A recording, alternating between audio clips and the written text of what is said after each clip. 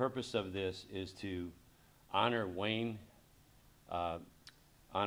Wade, who lost his life in our city, and his family and his wife, who you'll hear from today, Beatrice Coakley. And we're going to talk about him. We're not going to forget him, and we need to bring attention to this case to make sure that we get assistance from the community, that we have people calling, because we know people know what happened, and that needs to be shared. So I'll talk a little bit about it. I'm going to introduce you to Paul, and he's going to talk more about the case itself. So this is regarding a shooting investigation that began on Sunday, January 17th, where two innocent victims, and I want to emphasize innocent victims, people who had nothing to do with anything nefarious, that were minding their own business. And you'll hear that Mr. Wade was actually in his bed watching a football game when an errant round came into his bedroom and struck him and ultimately led to his paralysis and to his death. Another victim was standing on their balcony smoking a cigarette and was struck in the head by a round. The investigation turned into a homicide on February 2nd when Mr. Wayne Wade, died as a result of these injuries. This was our first homicide in 2021. And behind me and with me today is our case agent, Detective Tanya Doobie, Sergeant Paul Krasowski, who you'll hear from in just a moment. Most importantly, Beatrice Coakley, Wayne's wife, and representatives from the Sheriff's Department, where we all are working together to keep our communities safe. So with that, I want to thank the people that are here, and I want to hear from Sergeant Krasowski, who will talk a little bit more about the details. Then we're going to hear from Mrs. Coakley, and then I'll kind of close out. And if there's questions, I'll answer some questions, but we're not going to talk additionally about this particular case other than what you're going to hear in just a minute.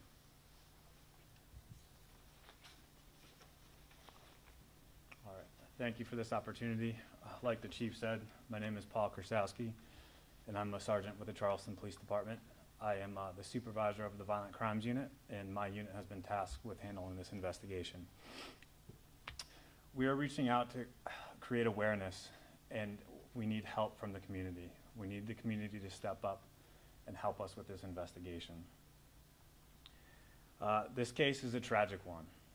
Most are. This one has its own storyline. So Wayne had actually been diagnosed with a critical illness and was placed on hospice care prior to this incident. He was given a set period of time, and his wife and his family had plans to spend the rest of their time with him, and they were robbed of that time. That was cut short. And that happened on Sunday, January 17th, around 7:45 in the evening. Officers responded to that area. It's in Bridgeview Housing Community, around 7:45, in reference to a shooting that just occurred. Shots were heard in the area, and officers responded. Upon their arrival to the scene, they located the crime scene in the parking lot, where there were several fired casings located. And while they were surveying the area and looking for additional leads, they quickly realized there were two innocent victims who sustained gunshot wounds, and they were completely unassociated with what occurred actually in the parking lot. That brings us to Wayne. Wayne was inside of his apartment, minding his own business, with his wife, Beatrice, watching an NFL playoff game. Again, this was at 7:45 in the evening. A stray round went through their window and struck Wayne in the neck. He obviously was immediately transported to the medical university and quickly received the grave news that he was going to be paralyzed from the shoulders down. He died about 2 weeks later, February 2nd to be exact, due to complications from that gunshot wound, and his death was ruled a homicide. There was a second victim associated with this incident who was also an innocent victim and just so happened to be in the backdrop of where the shooting actually occurred. Her name was Nikki Fuller, and she was quite lucky. She also sustained a gunshot wound in a critical area. She was struck in the head. And lucky for Nikki, it was just a graze wound. And she was treated, brought to the hospital, and ultimately released with I believe, insignificant injuries overall. We're talking a matter of centimeters, and this could have been a double homicide case. We are reaching out because we need your help. We need the community to step up and help us with this investigation. If you saw something, please call us. If you heard something, please call us. If you think you may know something, please call us. And we'll provide some contact numbers for you all at the end of this to get out there and so we can be accessible. Investigations are not magic.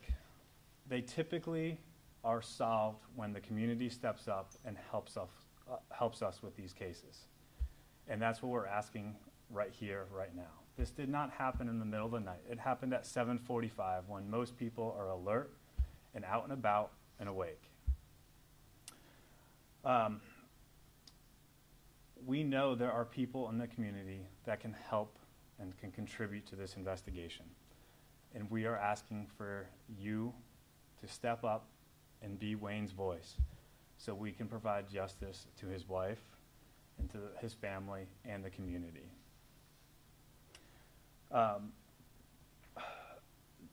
This really strikes us as well because Wayne was in the comfort and safety of his own home, or at least he should have been. Anybody in their own residence, in the confine of their own residence, should feel safe and comfortable. And that's what makes this even so much more tragic. And that could have been anybody else in the community. And that's why we are really calling for the community to step up and put an end to this kind of thing. So that's a little bit what we're going to comment on the investigation right there. It's a very active investigation. So this is what we can actually release at this point. But I do want to introduce Wayne's wife, Beatrice. If you want to step up, if you want to say a few words. Yeah. My name is Beatrice Coakley. And on February the 17th, Wayne and I was in the house. I was preparing dinner for him. And all of a sudden, I was in my room, which is that room right there, and I had Wayne up into another room. And all of a sudden, I heard the thing, pow, pow, pow, pow. And I didn't think nothing of it. I thought it was the kids out there shooting firecrackers work. And when it's all done, I went to Wayne's room, and I looked on the bed. I didn't even see him. And he yelled out, he said, B, he said, I looked behind the bed, and I saw him on the floor. And he said, help me, help me. He said, I think I had got shot. And so I went on the back of the bed, and I reached down, and I picked him up. He said, help me get up, help me get on the bed. And I said, okay, I'll try to do that. But his weight was so heavy, and I couldn't lift him. And when I would reach up with him, blood was all over me. And he said, I think I got shot. So I ran outside, and I called some of the officers and tell them, come in here. I think my husband got shot. And sure enough, he did. Got shot in the neck. And they rushed him and I off to the hospital, MUSC. And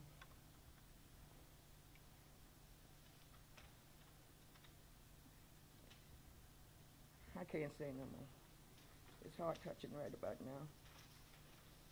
But I want justice for him in every which way I can, if y'all can help me, please. Thank you. Oh my God. Oh my God. So we stand here today seeking help from the community, talking about Wayne's life, honoring him, speaking for him, being his voice, because he can't speak for himself. That's our job as a police department, as a community. That's what we're asking from all of our community. We are here for Wayne. We're here for his family. We're here for his community. We're here seeking justice. We need to complete this investigation. We need to make an arrest. We need to have accountability. So with that, that's the end of our presentation.